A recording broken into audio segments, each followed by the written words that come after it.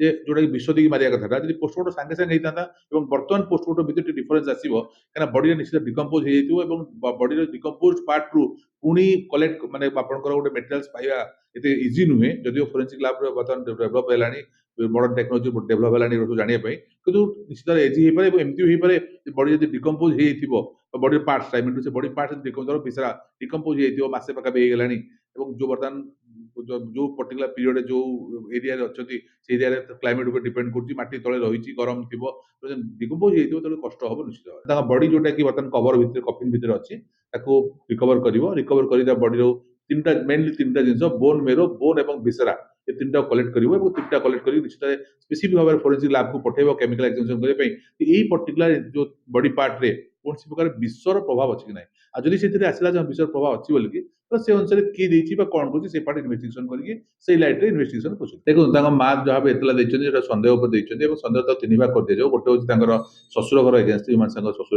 ଏଗେନ୍ଷ୍ଟରେ ଗୋଟେ ହଉଛି ଯୋଉମାନେ ମ୍ୟାନେଜ କରୁଥିଲେ ଯୋଉମାନେ ସେଥିରେ ତାଙ୍କର ପଇସା ପତ୍ର ଖାଇ ଦେଇଛନ୍ତି କହୁଛନ୍ତି ଏବଂ ତୃତୀୟ ଆଙ୍ଗେଲଟା କହୁଛନ୍ତି ଯେ ତାଙ୍କର ଯେହେତୁ ଗୋଟେ ପ୍ରଫେସନାଲ ସିଙ୍ଗର ଥିଲେ କୌଣସି ଲୋକ ତାଙ୍କୁ ବିଷ ଦେଇକି ବା ସ୍ଲୋ ପଏଜନ ଦେଇକି ମାରିଦେବାର ଗୋଟେ ଆଶଙ୍କା କରୁଛନ୍ତି ଏବଂ ସେ ତିନିଟା ଆଧାରରେ ବର୍ତ୍ତମାନ ଏଫଆଇଆରଟା ହେଇଛି ଏ ତିନିଟା ଆଧାରରୁ ଅଲରେଡି ତାଙ୍କର ଯୋଉ ଯେହେତୁ ତାଙ୍କର ଥିଲା ଶ୍ୱଶୁରଘର ଏଗେନ୍ଷ୍ଟ କିଛି ଥିଲା କେସ୍ ଫେସ୍ ହେଇଥିଲା ତେଣୁ ସେ ପର୍ଟିକୁଲାର ମଧ୍ୟ ପୋଲିସ ଆଙ୍ଗେଲ କରିବ ଇନଭେଷ୍ଟିଗେସନ କରିବ ଯେ କଣ ହେଇଥାଇପାରେ ଦ୍ୱିତୀୟ କଥା ଯୋଉଟା ବର୍ତ୍ତମାନ କହୁଛନ୍ତି ଯେ ଆର୍ଥିକ ଅନିୟମିତ ହେଇଛି ବା ଆର୍ଥିକ ହେରଫେର ହେଇଛି ବୋଲି କହୁଛନ୍ତି ସେଟା ମଧ୍ୟ ପୋଲିସ ବର୍ତ୍ତମାନ ସେ ଅନୁସାରେ ଏଫଆଇଆର ବି ରେଜିଷ୍ଟ୍ରେସନ ହେଇଛି ଏବଂ ସେ ଅନୁସାରେ ସେ ପାର୍ଟ ଅଫ୍ ଇନଭେଷ୍ଟିଗେସନ କରିବ ତୃତୀୟ ଜିନିଷଟା ମୁଁ କ୍ଲାରିଫାଇ କରିବା ପାଇଁ ଚାହୁଁଛି ଯୋଉଟା କି ବିଷ ଦେଇଛନ୍ତି ବା ବିଷ ଦେଇକି ମାରିଦେବାର ଗୋଟେ ଅଭିଯୋଗ ହେଇଛି ଏଇ ପର୍ଟିକୁଲାର ଆସ୍ପେକ୍ଟଟା ଯେହେତୁ ତାଙ୍କ ବଡିଟା ପୋଷ୍ଟମର୍ଟମ ସେଇ ପର୍ଟିକୁଲାର ସମୟରେ ହେଇନାହିଁ ଯଦିଓ ସେ ପାଖାପାଖି ମଧ୍ୟ 2-3 ଦିନ ପୂର୍ବରୁ ହସ୍ପିଟାଲାଇଜ ଥିଲେ ଏବଂ ଯାହା ବି ତାଙ୍କର ମେଡିକାଲ ବ୍ଲଡ ଟେଷ୍ଟ ହଉଥିଲା ସେଗୁଡ଼ା ସବୁ ଅଦର ଆସ୍ପେକ୍ଟ ହଉଥିଲା ତାଙ୍କ ବଡି ଇନଫେକ୍ସନ କଣ ଅଛି ବଡିର ଅଲଗା ପାର୍ଟ କେତେ ଇନଫେକ୍ଟେଡ ହେଇଛନ୍ତି ସେଇ ପାର୍ଟ ପାଇଁ ଇନଭେଷ୍ଟିଗେସନ ହେଇଥିଲା ନିଶ୍ଚିତ ବିଷ ପାଇଁ ହେଇନଥିଲା କିନ୍ତୁ ବର୍ତ୍ତମାନ ପରିସ୍ଥିତିରେ ଯେହେତୁ ବର୍ତ୍ତମାନ ଆଲିଗେସନ ହେଇଛି ନିଶ୍ଚିତ ପୋଲିସ ଯଦି ଚାହିଁବ ସେଇ ପାର୍ଟକୁ ଇନଭେଷ୍ଟିଗେସନ କରିବା ପାଇଁ ତାଙ୍କ ବଡି ଯୋଉଟା କି ବର୍ତ୍ତମାନ କଭର ଭିତରେ କଫିନ ଭିତରେ ଅଛି ତାକୁ ରିକଭର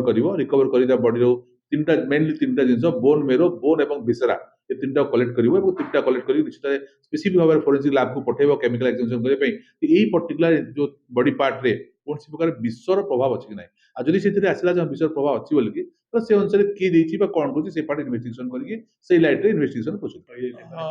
ଦେଖନ୍ତୁ ନିଶ୍ଚିତ ଭାବରେ ପ୍ରଥମ ଯାହା ମୁଁ କହିଲି ଦିଟା ଆଙ୍ଗେଲକୁ ବର୍ତ୍ତମାନ ଡେରି ହେଇନାହିଁ ଯୋଉଟା କି ତାଙ୍କ ଫ୍ୟାମିଲି ଶ୍ୱଶୁର ଘର ଏଙ୍ଗେଲଟା ବା ଯୋଉ ପଇସା ପତ୍ର କିଏ ନେଇଗଲା ବା ତାଙ୍କର ଖାଇଦେଲେ ବା ମ୍ୟାନେଜମେଣ୍ଟ ଭୁଲ ଭାଲ କରୁଥିଲେ ଯାହା କିଛି କରୁଥିଲେ ସେପଟା ବିଶେଷ ଡେରି ହେଇନି କିନ୍ତୁ ନିଶ୍ଚିତ ଆପଣ କହିପାରିବେ ଯୋଉଟା କି ବିଷ ଦେଇକି ମାରିବା କଥାଟା ଯଦି ପୋଷ୍ଟମର୍ଟମ ସାଙ୍ଗେ ସାଙ୍ଗେ ହେଇଥାନ୍ତା ଏବଂ ବର୍ତ୍ତମାନ ପୋଷ୍ଟମର୍ଟମ ଭିତରେ ଟିକେ ଡିଫରେନ୍ସ ଆସିବ କାହିଁକିନା ବଡିରେ ନିଶ୍ଚିତ ଡିକମ୍ପୋଜ ହେଇଯାଇଥିବ ଏବଂ ବଡିର ଡିକମ୍ପୋଜ ପାର୍ଟରୁ ପୁଣି କଲେକ୍ଟ ମାନେ ଆପଣଙ୍କର ଗୋଟେ ମେଟେରିଆଲ୍ସ ପାଇବା ଏତେ ଇଜି ନୁହେଁ ଯଦିଓ ଫୋରେନ୍ସିକ୍ ଲ୍ୟାବରେ ବର୍ତ୍ତମାନ ଡେଭଲପ ହେଲାଣି ମଡର୍ନ ଟେକ୍ନୋଲୋଜି ଡେଭଲପ ହେଲାଣି ଜାଣିବା ପାଇଁ କିନ୍ତୁ ନିଶ୍ଚିତ ଇଜି ହେଇପାରେ ଏବଂ ଏମିତି ହେଇପାରେ ବଡି ଯଦି ଡିକମ୍ପୋଜ ହେଇଯାଇଥିବ ବଡିର ପାର୍ଟସ ସେ ବଡି ପାର୍ଟସ ଡିକମ୍ପୋଜ ହେଇଯାଇଥିବ ମାସେ ପାଖାପାଖି ହେଇଗଲାଣି ଏବଂ ଯୋଉ ବର୍ତ୍ତମାନ ଯୋଉ ପର୍ଟିକୁଲାର ପିରିୟଡ ଯୋଉ ଏରିଆରେ ଅଛନ୍ତି ସେ ଏରିଆରେ କ୍ଲାଇମେଟ ଉପରେ ଡିପେଣ୍ଡ କରୁଛି ମାଟି ତଳେ ରହିଛି ଗରମ ଥିବ ଡିକମ୍ପୋଜ ହେଇଯାଇଥିବ ତାହେଲେ କଷ୍ଟ ହବ ନିଶ୍ଚିତ ଭାବରେ ନିଶ୍ଚିତ ଦେଖନ୍ତୁ ପ୍ରଥମ କଥା ହଉଛି ଯେ ବଡି ଗୋଟେ ଆମର ଫ୍ଲେକ୍ସ ମାନେ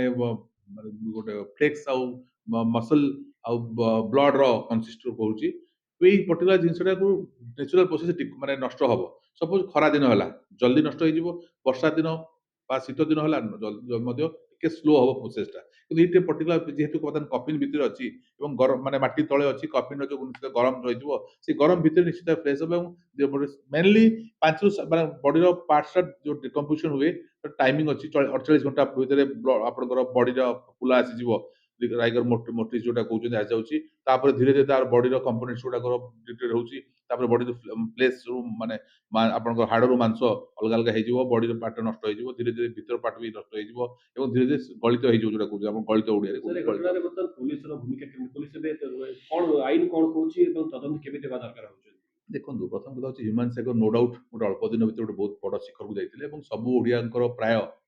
ଗୋଟେ ଭଲ ମାନେ ଆପ୍ରିସିଏଟ ହଉଥିଲା ଲୋକ ଆପ୍ରିସିଏଟ କରୁଥିଲେ ତାଙ୍କ ଗୀତ ଗୁଡାରେ ତ ବର୍ତ୍ତମାନ ଯେତେବେଳେ ଲୋକଙ୍କ ମରିଗଲା ପରେ ସବୁଆଡୁ ଯେତେବେଳେ ତାଙ୍କ ଆଲିଗେସନ ଆସିଲା ଯେ ତାଙ୍କୁ ମୃତ୍ୟୁ ମାରିଦେଇଛନ୍ତି ତେଣୁ ଲୋକଙ୍କର ଭାବବେଗ ସାଙ୍ଗେ ସେଠି ମିଶି ଯାଇଛନ୍ତି ତେଣୁ ବର୍ତ୍ତମାନ ନିଶ୍ଚିତ ପୋଲିସର